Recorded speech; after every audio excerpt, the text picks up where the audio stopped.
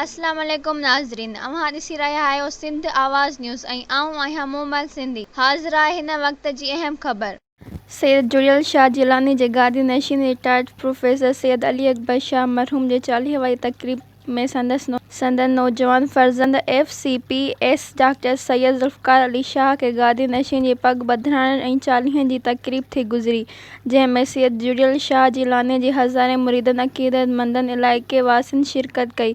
साईं जी पगदार पुट साईं डॉक्टर ज़ुल्फ़िकार शाह के पग ॿधाई वई। पग रस्म में MPA डॉक्टर बहादुर खान दाहिरी, साईं इरशाद शाह, साईं अयाज शाह, साईं ज़मान शाह, सैयद मज़हर अली शाह, सैयद मुनव्वर अली शाह, कुर्बान अली बुगियो, अब्दुल मजीद अब्बासी, नज़ीर अहमद मीरानी, बरकत अली बुगियो, हाजी अली अकबर शेख, मेला कमेटी सिंध पंजाब जे आल सिंध बलोचिस्तान मेला एसोसिएशन चेयरमैन प्रिंस गुलाब खान खोसो, सिंध मेला एसोसिएशन सदर मोहम्मद मूसा बुगियो, मुर्तज़ा पंवर, असगर सुमरो, अरबा मल्हा, रियास दाहिरी ऐं ॿियनि हज़ारनि जी तादाद में माण्हुनि शिरकत कई।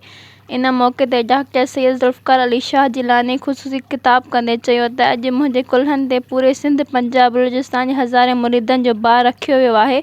मुरीद जेके मुंहिंजे वालिद जी निशानी आहिनि, पंहिंजे बाबा साईं जे नक्श क़दम ते हलंदे आख़िर में परे परे खां कही आयल मुरीदनि खे नंग न्याज़ खारायो वियो ऐं खैर जी दुआ कई वई।